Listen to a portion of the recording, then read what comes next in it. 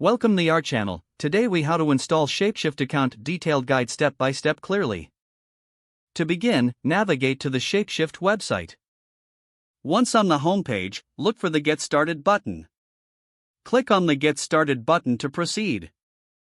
You will be directed to the account registration page. Here, you will need to provide your email address. After entering your email, create a secure password. Make sure your password is strong and meets the specified criteria. Once you have filled in your email and password, click Create Account. Check your email inbox for a verification message from ShapeShift. Open the email and locate the verification link.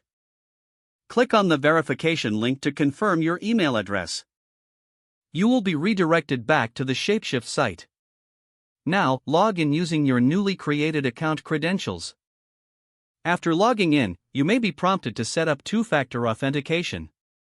Follow the on-screen instructions to enable this feature for added security. Once two-factor authentication is set up, navigate to your account settings. Here, you can review and update your profile information. If needed, you can also set up additional security measures.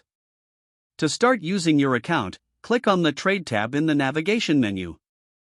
This will take you to the trading interface. From here, you can select the cryptocurrencies you wish to trade. Follow the prompts to complete your trades as needed. Remember to familiarize yourself with the available resources and guides on the site.